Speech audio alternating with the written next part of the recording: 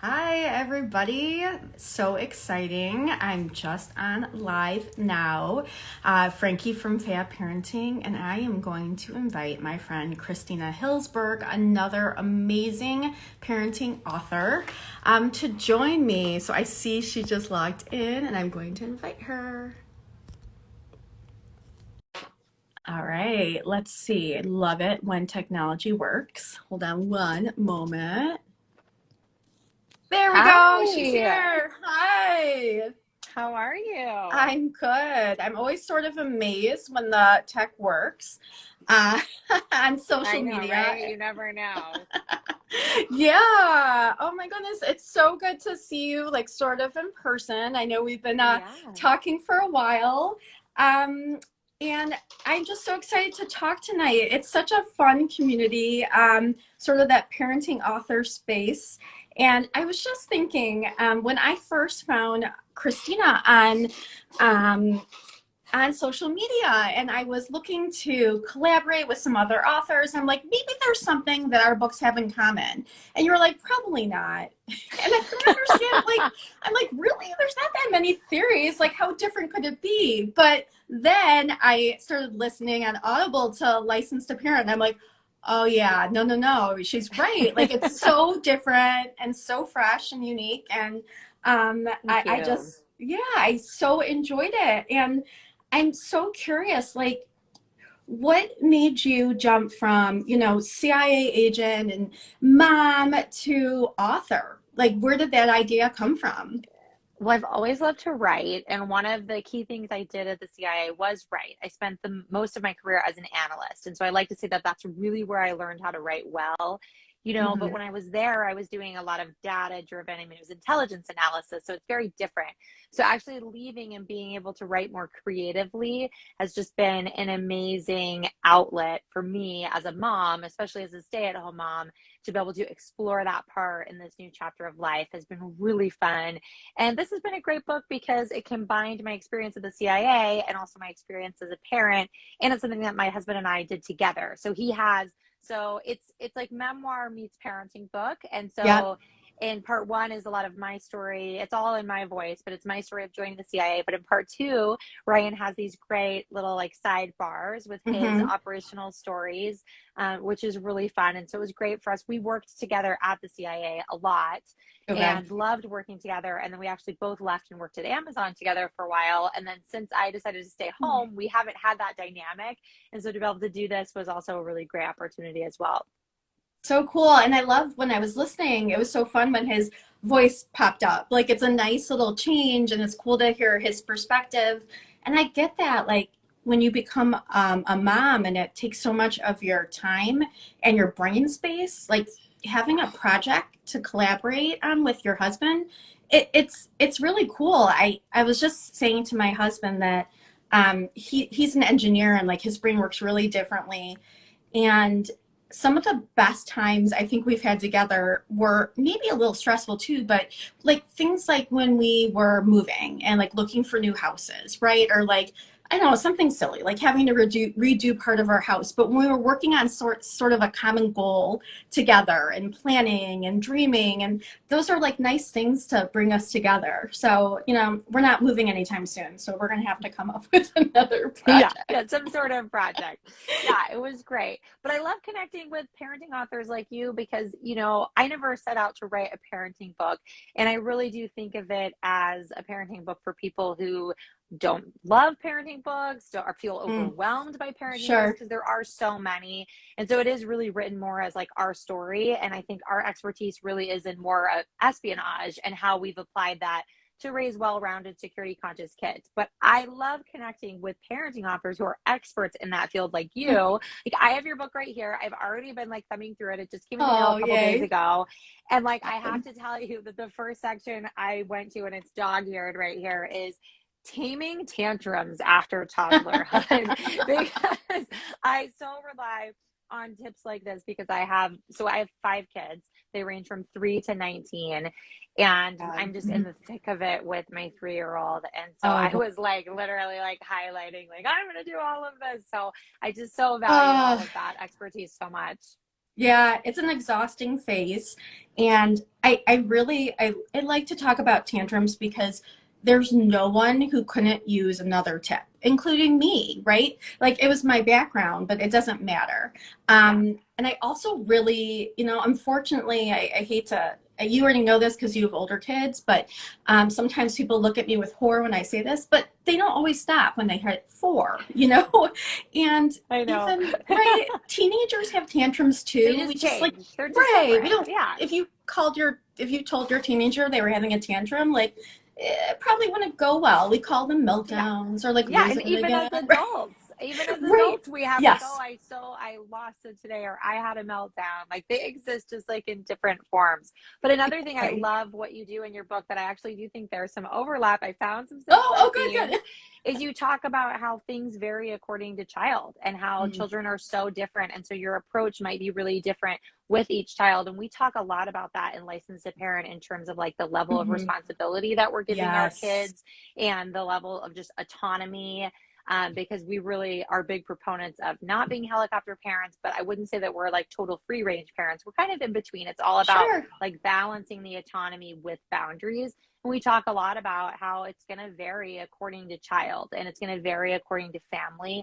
And so I'm really big on whatever parenting book someone reads, whether it's mine, yours, or many, many of the others they have to Right. choose from, that they take what works and leave the rest. Because Absolutely. just like it varies according to child, it's going to vary according to family as well. And people are going to have things that, they see and they automatically think, oh, this is going to work for me and our family. Or they might see it and think, ooh, no thanks. And it's not like a all or nothing approach. You don't have to like 100% agree with someone's Sure. entire book to find some nuggets that work for you.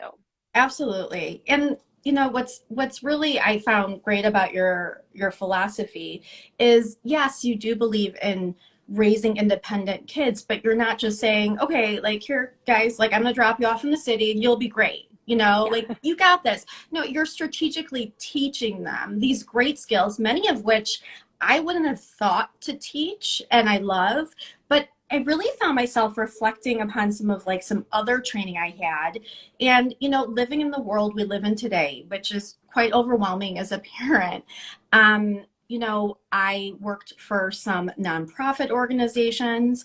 I worked for the Jewish community right after we had a series of bomb threats in the Detroit Jewish community with, school violence. And we just had a horrible tragedy happen not far away from me. I've had now a lot of this training that I never would have expected to need or get in my field. And, the thing that always echoed in my brain is like, just being aware of your surroundings. And if you see something, say something. And as I was listening to your book, I'm like, oh, wow. Well, these are things I could bring into parenting now, especially Yeah, with that's school great. violence. It's a it's an overwhelming time, and I've been trying to help my community get through this. So, I think there's some really practical tips in there on how to just teach kids to be observers of their surroundings. Yeah, I mean, I wish it was something we didn't have to think about, right? But as you noted, I mean, even recently this week, I mean, these things happen and we want our kids to be prepared. And these are skills that really all adults should have. We've gotten a lot of feedback from people who've read the book who aren't parents and have Hmm. still enjoyed Hmm. it and taken on these skills for themselves because you really have to understand them and learn them for you before you can pass them down to your kids. And Yeah, it's not it's about true. teaching them to be aware of their surroundings in a paranoid way. And we try to Right. be really realistic about the types of risks that they'll experience. And, it's, we want to give them the confidence and the abilities to have that autonomy, but also Mm. at the same time, it helps me with my anxiety. And I'm very transparent in the book that, like, I am the type of parent who would be the helicopter parent. And I was fully prepared to be that. I Mhm. experienced postpartum anxiety. I had all of Mm. the products on the market that play to that anxiety, like the little Yeah. sock on the foot, which I actually saw is now out Uh, of stock because of some tricky I just things saw that they that were too. doing. Yeah. Hmm. And I definitely used that. So that was interesting. So I experienced a lot of that anxiety after my son was born. It kind of got to a point where I felt like, okay, I need to find a way to, prepare them for the world and not sort of let this anxiety affect their confidence and really just bleed over into everything I do. And so kind of throughout the book, I'm really a proxy for the reader because I'm not always on board with some of these things, right? And I think with parenting, when you're parenting with a partner or a spouse, like, Mm-hmm. you're not always going to see eye to eye, and you kind of Sure. compromise on some of those things. And Ryan and I do that as well. Like, I'm more of the anxious parent and he's, a lot more relaxed. And so I think that helps a Probably lot good. because we Yeah. can meet in Mm-hmm. the middle, but we also don't always agree on some approaches, and I'm transparent about that as well. Mm-hmm. Well, and let me speak to anxiety for a little while. I think it actually in some ways could calm anxiety, which I think is really the way you explain it so well, is that knowing what your skills are and what control you do have, it can be comforting. So in talking to my high schooler after we had this terrible tragedy in my community, we really there was certainly so much time and space just for listening to fears, but also I validated that we do feel out of control in these things. And then we had to focus on what we could control. So we talked Yeah. about like, what do you know about the safety plan in your school? What don't you know? Because then we got to find out what can we control. Is there advocacy we can, be part of? So, I think sometimes I found myself like listening to your book and I would go, oh my God, this world is so crazy. And then I was like, but look at this, like we can teach these skills. You talk about it even with your little ones, like we can teach them as they grow older and then Yeah, feel a in little age appropriate better. ways. Yeah, Yeah. in age appropriate ways. And I think Yeah. what you did by having those conversations with your kids, I mean, we did that with our bigs this week. I'm sure parents, all over the US are having Yes. those conversations. I sure hope they are. And to be Yeah. able to talk through, what is your emergency plan if this happened? And I don't know if you saw, but there was a video that was posted that has gone around that we showed to our teenagers of kids in the classroom at the high school in Michigan. I think is it called Oxford? Mm-hmm. They were in the classroom and someone banged on the door and said it was a sheriff's deputy. Yeah. And they didn't open the door. Mm-hmm. And they, asked, how do we know it's you? And then when the man said, just open the door, bro, all of them immediately reacted and said, he said, bro, that's not a policeman. And they immediately did a concept that we talk about in the book called get off the X. They knew, Mm-hmm. they thought there was danger. And so they moved. So they all went out through the window. And then you see them actually running and then going over to a police officer. Now, I've also seen that actually could have been a police officer at the door. They didn't confirm whether that was actually the shooter. But I thought it was a really great Mm-hmm. example of kids being aware of their surroundings and listening to their gut and getting off the X. I mean, those kids were so smart. And that's exactly what you would want your kids to do. God forbid they were in that situation. Absolutely. And, I have clients, as a therapist who were in the building and the stories I've heard, it's really impressive. I mean, it's horrifying, but also the way that they work together and these teens, they were well trained. They really Yeah. knew what needed to be done. There were people who took very clear leadership roles, and everybody sort of did what came naturally to them in a good way and used their strengths. Some people were quietly comforting. Some people were, barking orders, and that needed to be done too. Yeah. So yeah, absolutely. It's really a very applicable book to, raising kids in today. And I think there's so much more anxiety in parenting maybe than what our parents lived through. And my husband always likes to say, aside from some things, some phenomenons like school shootings, which I don't even know how to get into that, but in general, like a lot of crime isn't necessarily worse than it was when we were kids, but we just have it flashing in front of us Yes. all the Yes. time in media, and that is terrifying as a parent. It So you're is. Yeah. hearing all those one in a million stories in a way that Yeah. they feel like they could happen at any second. So, again, like using some really, like some of them really common sense approaches and teaching kids these great skills is so comforting as a parent, but also to our kids who have just lived through, it's like 620 days of a pandemic. And all the other things in the world that have also been challenging at the same time. And everyone's feeling, I think, a lot of loss and control right now. Oh, So, absolutely. yeah, I mean, I think a lot of the idea, and we talk a lot about this in the book too, is that some of these situations we talk to our kids about and prepare them for, we're also acknowledging that statistically, like you said, the chances of it happening are very low. It feels like it's right. a lot higher because we are so well connected due to social media nowadays. We think it's Hmm. happening really a lot more frequently than it actually is. And Right. so everything that we're training them for, it is with the understanding that it is unlikely to happen to them. They're prepared for a Hmm. worst case scenario, and then they're able to handle whatever life throws at them. And as part of that, one of the major themes is thinking critically, throughout the book. Hmm. I mean, that's something, whether it's an emergency scenario or assessing information, right? We're in a time Hmm. where, so much information is floating around, whether it's Twitter, Instagram. We want our kids Yep. to be able to assess the source. We want them to understand mindsets and biases of different news Hmm. sources, of things people post. Like, we want them to use that critical thinking skill so that they can assess information and know what is true and what they are believing, right? And Yep. also, we talk a lot about communication, whether that's oral communication. I Hmm. read something about how, like, voicemail is going the way of the carrier pigeon Oh because boy. people just, are in favor of texting. Some Uh-huh. companies actually hire consultants to teach their employees how to make phone calls because that is a skill set kids are losing Oh these my God. days, right? So we talk a My lot about, mother-in-law would love that job. I'm gonna yeah, like yeah, tell. right. Like, we talk about these things, like we want our kids to be able to communicate, and that's such a big Uh-huh. part about what you're doing at the CIA, because you're briefing, the president, U.S. policymakers, but you're also Wow. writing. If you're an intelligence analyst, you're writing for the president's daily brief book. You're assessing information and Hmm. writing those products. But also, if you're doing operations like Ryan did for his career in its entirety, you're still writing. You're writing operational cables, you're writing intelligence reports. And so much of what a spy does isn't necessarily what we see in James Hmm. Bond films.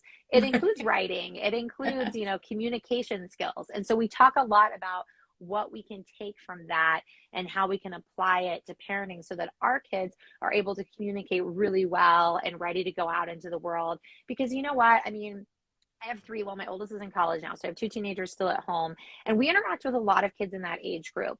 And it really varies. Like, there will be friends that they bring home who can hold a very mature conversation Hmm. with my husband and me. And, we're really impressed. And our goal is that our kids are doing that when they're at their friends' houses and being able to interface with adults as well. Right. But there are just as many, if not more, kids who we encounter at that age who really cannot hold a conversation with an adult. Hmm. And we really don't want that to be the case. We really want to give our kids these skills so that they're, ready to advocate for themselves, even at this age, in school with Hmm. their teachers, with their coaches, but then especially when they get out into the professional workplace so that they're able to do that as well. Absolutely. And it makes me wonder about, why, if it's part of why kids don't always report things that may not seem right to them, or they just don't have the skills. In part of my career, I worked at a overnight camp for 5 years. I was on the director team, and year after year after year, like we'd finish the summer, and I would get phone calls from parents and really like upset. My kids told me they were miserable the whole time. This kid was being mean to them, and I like think back of all these conversations I had with that kid, like house camp, it's awesome. Like they didn't know how to tell us. They may write like a letter that sounds sort of sad to their parents, but the mail is slow. So it would be like an 8-day delay. It didn't Yeah. quite work. And it just made me wonder if there's really, I mean, I really do see like a lack of communication skills in this generation. And a lot of the professionals and writers and mentors out there in the teen parenting space, I've been seeing this thing go around saying, like, if you want your child to grow up and be able to advocate and think critically and communicate, you're going to have to allow them to push back to you Yeah. too. Yes. And right. And so it's funny because it's something I've been teaching for years professionally, right? Like, tell us when something's wrong. Tell me when you don't like something. When I meet a new teen or like even young kid as a therapist, I say, listen, you can tell me anything. You can tell me, please tell me if something feels uncomfortable. If I give you an idea and you know it's not right for you, and we talk about how you can say anything to anyone in a way that's not, that's not rude and doesn't feel, confrontational. We even might practice, but I realized I wasn't doing that in my own house, right? Like, stop yelling at me. I was Yeah. shutting it down. So I think you're right. I think it's a really important skill. I talk a lot about like collaboratively problem solving. I write about it all the time. It's in my book with kids and how that's just amazing modeling. Like, even if you're sitting down to solve a big behavior problem, even if that takes a few of those, collaborative problem solving sessions, beyond fixing or learning about that behavior problem, you're also teaching them, like, this is how we want adults to solve problems. We want to, respectfully disagree and advocate for our own needs. So I totally agree. We could definitely spend way more time Oh, with yeah. communication skills. And, there's so many blessings to media. I definitely see, like, look at this. Like, this is so great. We're not in the same state. We're not in the same time zone. And we got to connect. And now we're bringing information to people. But are teens like used to communicating through like a 5-word text? Yeah, probably. So we may need to intentionally teach skills that no one taught us, because I was just excited to have my own phone line and call waiting. Right. Like, that was amazing. I know, I Right? know. It's like they'll never experience, like pulling the phone cord as Oh far my away from the kitchen as you can to be around the corner so that like no one hears you on the phone, or like Yep. dial-up internet. No. We had dial-up internet, and there was like a special phone jack for it in my room. So I actually, as a teenager, went and got my own phone and I plugged it into that, and I created my own phone Oh, line. And it was eventually wow. discovered in the middle of the night when my mom plugged one in like the other room and was like, Christina, are you up? What are you doing? Oh boy. So Yeah. our kids will Wow. never, have these experiences. They'll never know. But I Yep. love, what you said about pushing back. And one of the things we also talk about is, we want our kids to know that just because someone's an authority figure doesn't mean that Hmm. they're right. And that can be an emergency situation. We talk about the 2014 Korean ferry boat disaster, where Hmm. many of the passengers perished, who most of whom were secondary students. And it's because the voice over the intercom said, stay put in your room, do not leave. It was actually the kids who didn't listen and left their rooms, use those critical thinking skills, went Hmm. against authority, that were the ones who survived. So whether it's Yep. an emergency situation like that, or whether it's in a class where, one of our teenagers was telling us the other day the way that their teacher was teaching a very recent high profile court case. I won't say which one, there are many, so you can make assumptions as to which one it was. But I was just appalled at learning that the teacher was very transparent about what their political views were, what they thought of, the court case. And I just thought, you should have no idea what your teacher thinks. You should Hmm. actually have no idea what your teacher's political leanings are, because your Right. teacher's goal should be to teach it objectively and represent both sides so that Hmm. you are able to make a decision. And I was just appalled by that. And, our teenager who talked to us about it, that was a red flag for her, and she knew, and she Hmm. was able to say, okay, well, obviously my teacher falls in this camp and this is what they think, but I know that's their opinion. But there are some kids who might walk away from thinking that that teacher's opinion is Yeah. fact. And we want our kids to be able to identify when someone's sharing an opinion versus a fact, so that they can look at the information, the data, and make their own informed decision about what they think. And so I love what you said about being able to challenge. And that does mean challenging us as well at home, even Hmm. though that can be uncomfortable for us as Sure. parents. But Hmm. giving them that space to learn that skill set, I think, is really important, a safe space for it.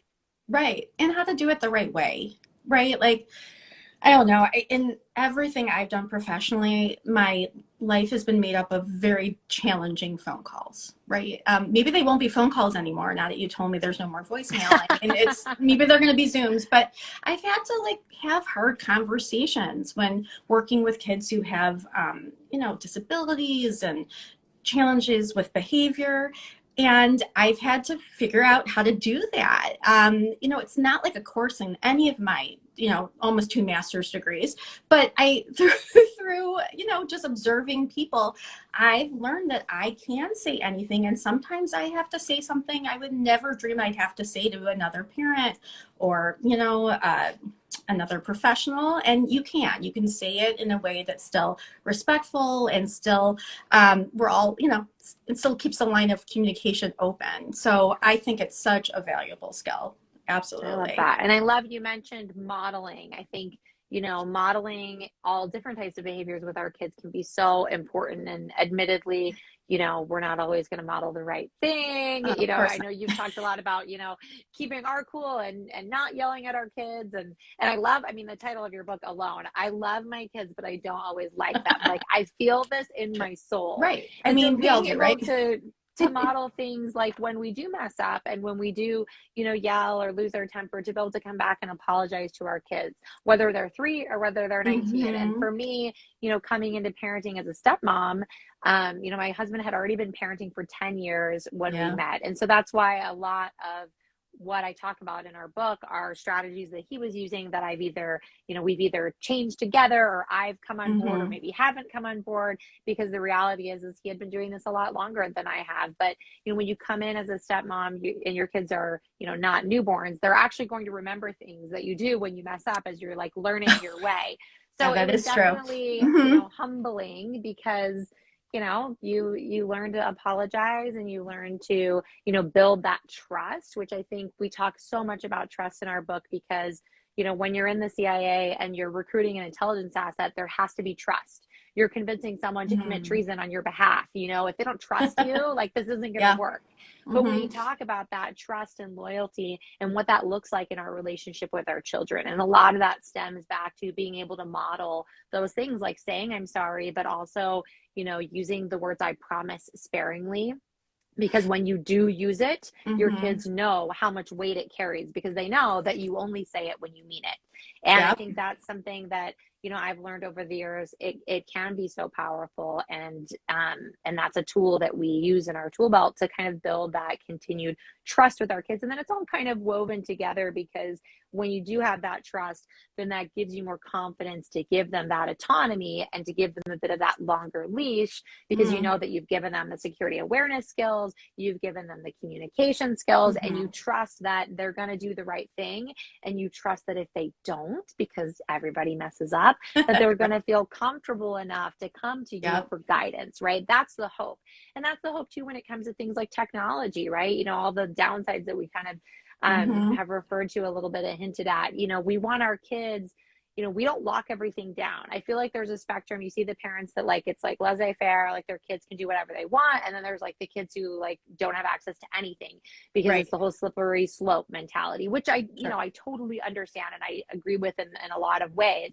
But we try to be somewhere in the middle, because we want our kids to be able to navigate technology as adults. We see people, all the time posting things and being canceled for, saying something awful, right? And these are Right. adults who, you would hope would know better. And so by giving our kids some access to technology with appropriate boundaries while they're in the house, we hope that if they make mistakes, it's while they're with us. We have that trust. We can help them learn how to navigate it, so that when they're out on their own, they know what to post, what not to post. They know how to Right. interact with people. And when we lock it down and we don't give them those experiences, we're really not preparing them for the world. But also, like you mentioned, how many months we've been in this pandemic, our kids need to be connected. Technology has been so important, not just in terms of It has. education, and Yeah. we can debate all day long about whether that's been helpful or hurtful. I don't know. It has its challenges for everyone, but Sure. it's helped us stay connected, just like we are now. And we need our kids to be connected to their friends, so that for their mental health, for all of our mental health. Absolutely. And, I have this blog post I've started like maybe 15 times that one day I'll finish. But I've been thinking about media so much lately. And I agree. When my kids were younger, there was so much emphasis for me on screen time. And I don't know whether that was right or wrong. Like, you know, who knows? But as I get older and I moved more into mental health and I hear stories upon stories of kids getting the wrong message through social media or finding something on YouTube that's a tutorial that really is not qualified to be, I realized that rather than that being our battle, I wanted to keep the lines of communication open and talk about using media responsibly. And what to do when you are watching something and you're like, yeah, I don't think I should have seen that. Like, I want them to come talk to Yeah, me, not be like, uh-oh, like that was my extra exactly. 2 minutes of YouTube. I'll be in trouble. Yeah, exactly. Yeah. Exactly. And It's so so, funny because yeah. this has come up with my 5-year-old.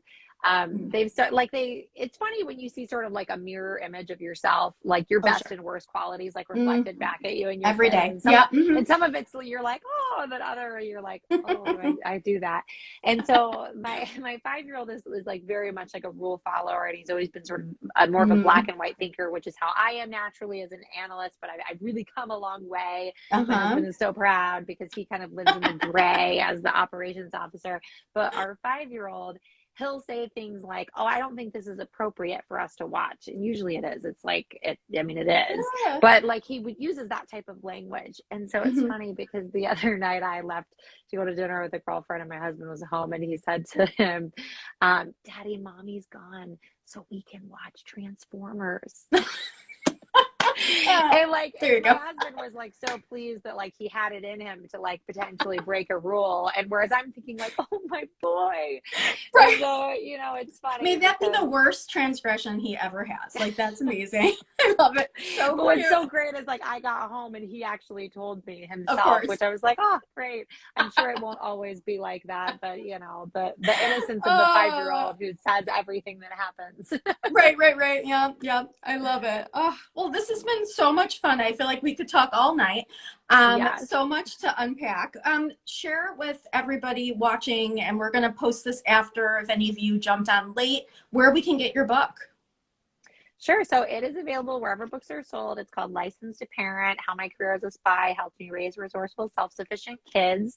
And it's available on Amazon, Target.com, independent bookstores. And it's also available in audiobook. Ryan and I Mm-hmm. narrated it ourselves, which was It's really awesome. special. Just to know that that's going to be available, for our kids and our grandkids, long after we're gone, because it's really the story of our family. It's how we came to be this, big blended family. And so that's really special. So it's available on audio and ebook as well. And my website, ChristinaHillsberg.com, is a great place to go. And I'm on Instagram at Christina Hillsberg. Awesome. All right. So we're going to post this. And thank you guys for joining Thank us. And you. Christina, this was so much fun. I'm sure Oh, it we'll was so connect great. again. Yeah, All thanks, right. Frankie. Everyone I have a good appreciate it. night. Bye. Bye.